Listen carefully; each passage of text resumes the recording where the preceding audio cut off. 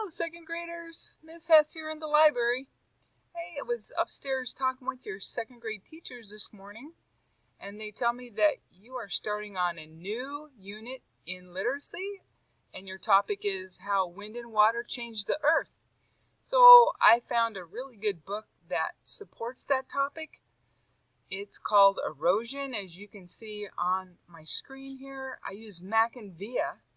I clicked on the ebooks tab to find this book, and so I'm recording it as we go through, and we'll talk a little bit and read through it together. And the cool thing is with the video, if you need to pause it, you can always just hit pause, and if you want to read something a little closer or investigate a little bit more, you can just pause the video. Okay? So our book is called Erosion, Changing Earth's Surface, and our author is Robin Kuntz, and our illustrator's name is Matthew Harrod. That's my best guess on that. Okay, and so on, just like a normal book, electronic books are set up the same way. As soon as you open it, boom, there's your table of contents, which is always really helpful with nonfiction books because you don't always want to read the whole nonfiction book necessarily. Sometimes you're just looking for information, and so what you could do, you could just peruse your table of contents and say I'm researching how like a river affects erosion. So if you look over here where my cursor is, it says make a river, then I would just turn to page 22. So table of contents is always very handy. It's a quick reference to things that are within the book.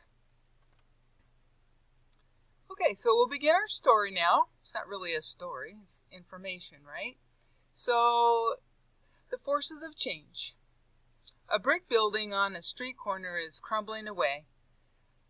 A deep crack runs through the parking lot. Higher up, a building teeters on a muddy hillside. What causes the change in the brick building, the parking lot, and the hillside? It was erosion. Erosion is a wearing away and reshaping of land. The forces of erosion have been changing Earth's surface for millions of years. So there's our definition about erosion, and everything that comes after this point describes more in depth what erosion is. And then if you look at the fun fact, on the right side it said some erosion happens in seconds or minutes. Some happens over a year or two. Most erosion happens over hundreds or thousands of years. Okay. Dripping rain. Erosion can begin with a few drops of rain. The raindrops form a stream of water. The rainwater stream picks up dirt along the way. The stream gets bigger and races down the street. Be careful, because sometimes water pools in the street. Sometimes the water grows deep quickly. And if you're anything like Miss Hess, as a child, I always loved to jump in rainwater pools, right? That's just natural, and I still do.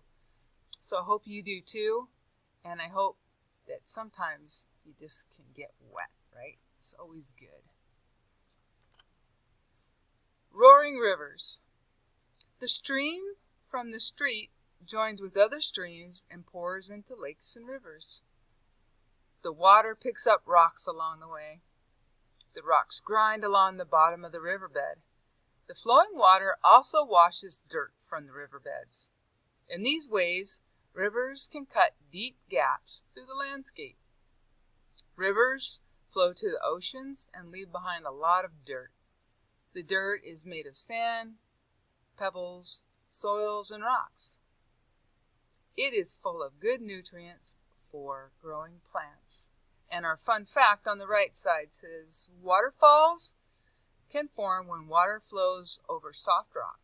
The waterfall seems to move backward as it erodes or cuts away the rocks behind it. And that's another version or definition of erosion too, is just how things get cut away, right?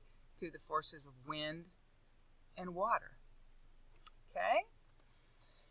Crashing waves. Strong ocean waves crash against the shore. Ocean water slowly erodes soft rock and breaks chunks off the bottoms of the cliffs. The waves throw the loose material back against the shore. Eventually, the cliffs break apart from the crashing. The power of waves can erode about 3 feet, 1 meter, from a cliff each year. But what waves take away, they can wash back somewhere else. The eroded pieces from rocky cliffs can become a sandy beach not far away. And on the right-hand side again, our fun fact says a tsunami, and don't you love the way they put in parentheses how to pronounce it? Tsunami is a huge wave that can cause lots of erosion in one giant sweep, and that's very, very true. I know that I've told you guys a little bit about me in that I used to live in Japan. So I lived in Japan in 2011 when we had an enormous earthquake and a huge tsunami, and it really caused a lot of destruction on land for the Japanese people. Anyway, hope that you can make some personal connections as we read through the book. That's what reading is all about, right? As you read something, it's like, what do you know about that? How can you relate? You know? Okay, so now we're at frozen erosion. Water seeps into cracks between rocks. After the water freezes, the ice expands or gets bigger. The force of the ice is so strong that it can break up the rocks. Ice can crack streets and sidewalks in the same way. Glaciers are like giant rivers of ice. They form in high places and move downhill. As they travel, they pick up dirt and rocks. They are like bulldozers that carve away mountains.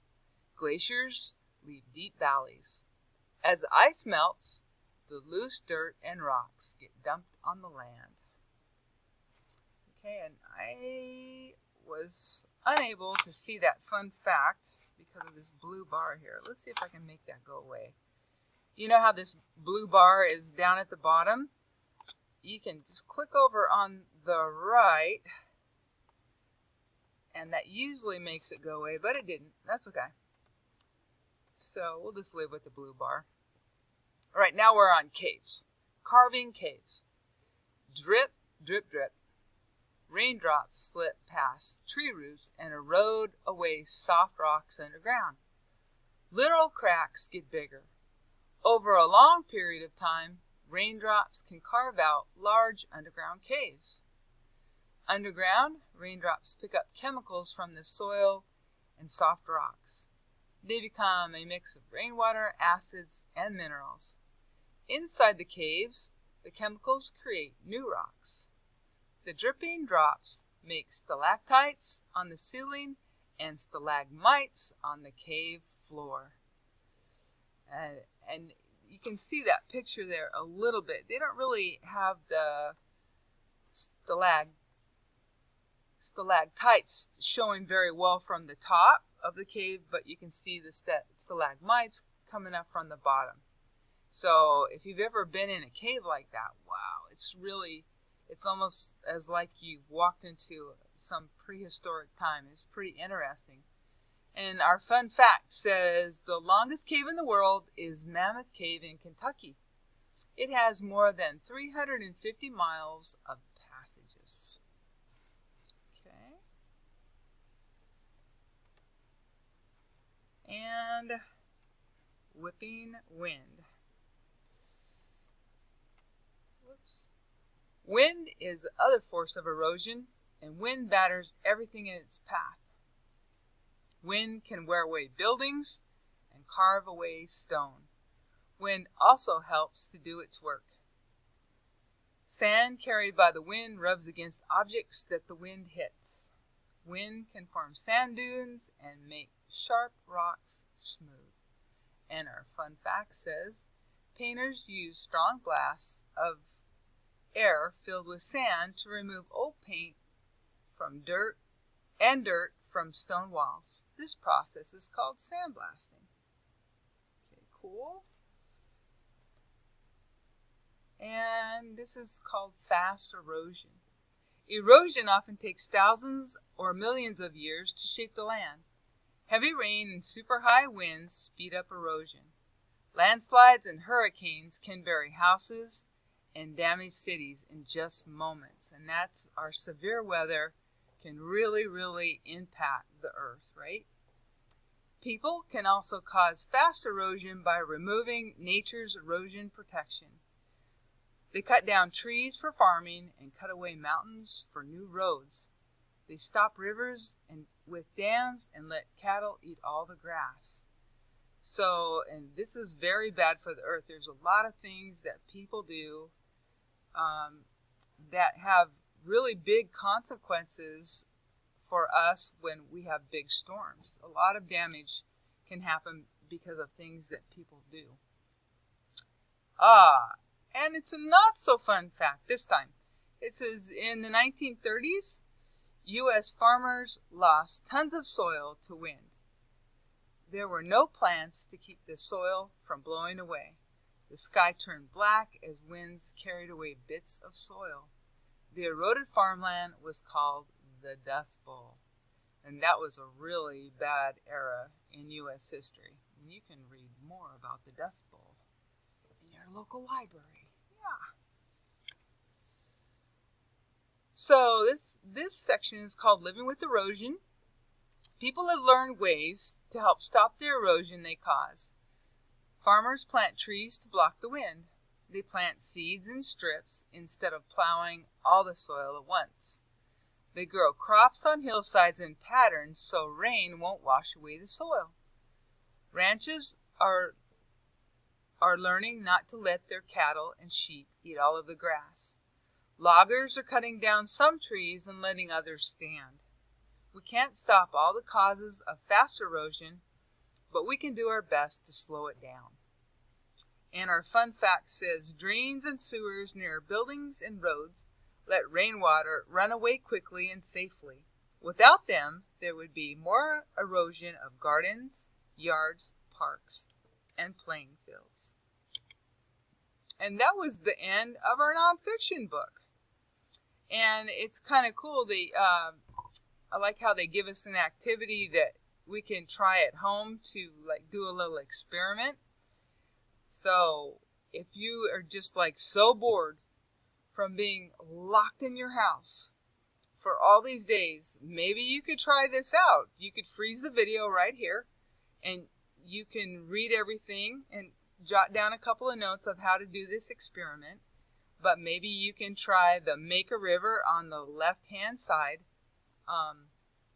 at home. Give it a shot, you know. And, of course, on the right-hand side, it gives us a glossary and a little more information about erosion. And that is the end of our nonfiction book. Of course, our index tells us how to look up things on certain pages. It's a little different from the glossary, but because on the index you'll see how many different places. For instance, if you look at rivers, there's 4 different pages that had a reference to rivers. So it works a little bit different from the table of contents, which just lists the topics and the page number. So it's, a little different. So I hope you guys have a good day, and I will see you soon. Bye, guys.